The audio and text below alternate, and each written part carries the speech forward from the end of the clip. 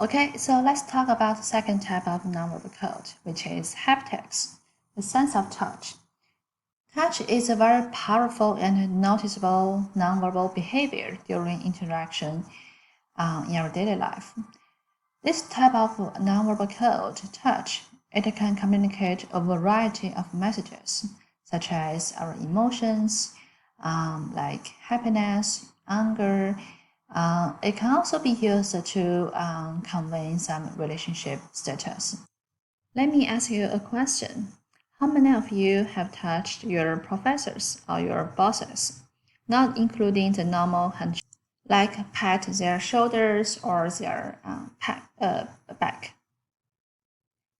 I guess probably no, right? Have you ever thought why? Well, touch is often used to convey power, and it usually happens in one-way direction, such that the dominant person usually touches the submissive one, not the other way around. If the other way happens, both of the communication parties would feel very uncomfortable.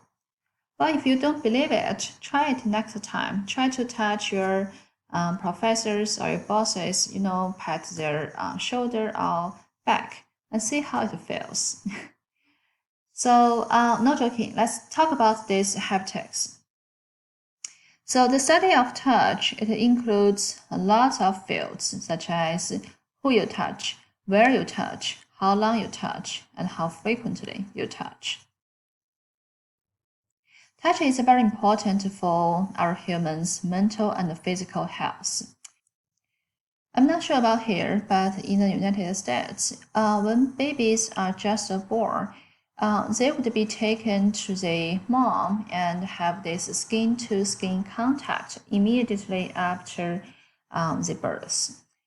So it is kind of a policy that doctors and nurses are required to do so because the research found that this 1 to 2 hour touch, skin to skin contact with the baby, it is really important for the baby's early stage development. They found that it can help, it will do good to baby's temperature and breathing after the birth. And these benefits can persist years later, including better child cognitive development and a better mother and child bonding and attachment. So my point here is touch is a very important nonverbal behavior, and we do need touch to flourish and to grow. So next, I'm going to talk about the 6 types of touch. So here I want to pause a little bit here, and I would like guys to think about 3 people you've touched today or yesterday or in this past week. Okay, so come up or think about these 3 people you've touched recently. Okay, no matter what kind of touch you've conducted in this past week, all the touch behaviors can be placed on such an intimacy continuum, ranging from no intimacy at all to strong intimacy. Let's talk about these 6 types of touch. So the first phase, which essentially communicates no or little intimacy, is something called functional and professional touch. So if people engage in this touch behavior, the focus of this touch or the meaning of this touch is just to accomplish a task. Think about when we visit a doctor, this touch is hopefully purely functional, even though it involves a part of the body which we consider intimate. So the doctors touch us just because they want to give us a physical examination. They want to finish this task. Another example would be when you are learning swimming or tennis. The coach may want to correct your position by touching you. This definitely is a functional professional touch because the coach has a task which is to correct your posture. So this is the first type of touch. It involves no or little intimacy. The second phase here is something we call social and polite touch. This type of touch is pretty much like a neutral touch behavior. It may include some handshake, some obligatory kiss on the cheek. So for this type of touch, people do not put lots of emotions into it. So people do engage in this type of touch simply out of social norms and expectations. For example, for someone who you first met, you would shake hands with this person, not because you are friends or you like each other, just because it is a social norm that you are expected to shake hands with someone whom you first met. Okay, so by compare with this functional and professional touch, I would say the social and polite touch has some level of intimacy. But when you want to express some more emotions and intimacy in touch to demonstrate the friendship or the warmth, and then you move to the third type of touch. We call it friendship and warmth touch.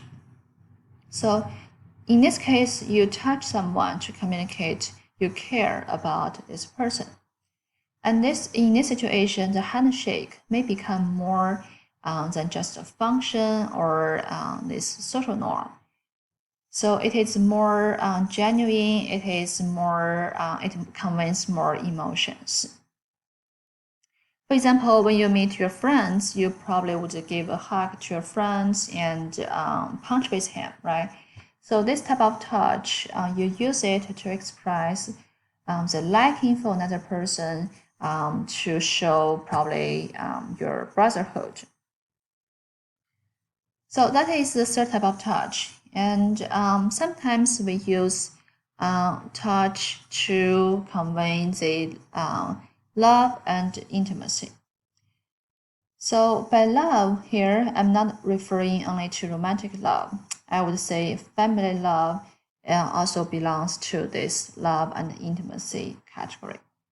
For instance, we would touch our parents and children to communicate that we love them. And for the fifth one, the touch becomes even more intimate. That is sexual and arousal touch. Well, I don't think I need to explain or elaborate on this type of touch. You all get this idea. So this type of touch is intended to physically stimulate another person. Okay. So that are the five types of touch, ranging from no intimacy to strong intimacy, and 6 types of touch: aggressive and hostile touch. This type of touch, we engage in this type of touch to show our anger, to show the aggression, right? Such as we physically beat someone, or we kind of have some kind of physical violence towards someone. You beat someone, you punch someone, you kill someone. This type of touch, we call it aggressive and hostile touch. Okay, this is the haptics. And let's move on to the third type of nonverbal code. We call it vocalics, that is a paralanguage. This vocalics refers to the vocal characteristics that have communicative value. So this relates to all the aspects of the voice other than the words. That is why sometimes we call it paralanguage. So to put it another way, it refers to all the vocalized, but the nonverbal part of a message. So again, it's not what message we deliver, it is how we deliver this message. And some dimensions include accent. We know people's accent can contribute a lot to our perceptions. For lots of people in the North America, a British accent sounds more sexy than an American accent, according to a study recently published in a psychology journal.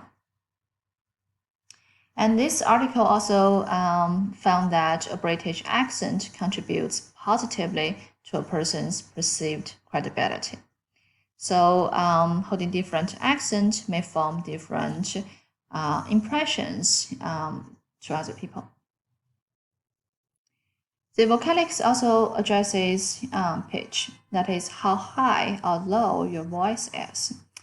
So there is a study found that people with a deeper pitched voice are more likely to be successful in business negotiation because they tend to be perceived as more credible. The third one is a speech rate, that is how fast you speak. So there is a finding such that we tend to think people who speak faster are intelligent. And last one, we also have this voice signature. That is our unique voice. So our friends, our families can distinguish us from other people by just listening to our voice. So these are the kind of a quick view of these several dimensions of these vocalics. So next, please, I prepared a video for you guys. Please click the video. It is from the show Friends, and take a look how Rouse. I don't remember whether it's just Rouse or several characters. I guess probably it's several characters. They use their vocals to express their emotions. Okay, welcome back. I hope you enjoyed that video. So the fourth type of nonverbal code is proxemics. That is, how human beings use space. So think about how much room or space you put between yourself and your loved ones, friends, colleagues, and strangers, or even someone you hate. I guess the distance, the physical distance you keep between yourself with someone you loved and someone you hate would be very different. So this physical space can convey lots of emotions as well. Let me give you two examples. So these are the two lab group photos I got from Google. So by just observing these two photos, can you tell which lab has more relaxing vibe and the people are closer with each other? I guess we all agree that the lab at the bottom seems to be more seems to have a relaxing vibe and people are closer with each other because they are standing really close with each other. Whereas this lab on the top, everybody keeps some distance from each other. So this is an example how people use personal space and physical distance to communicate. Even though for lots of time it happens unconsciously, but we can draw a lot of meanings by just observing people's physical distance from each other. And here is another example. By looking at these four photos, can you tell in this conversation who is more dominant and who is more submissive? Apparently, this tall guy, he is the boss here, right? He is using intruding others' personal space to express his anger, to show his dominant role in this conversation. Okay, so by talking about this proxemics, I want to touch on these four personal distance we are supposed to keep given a situation, given a relationship.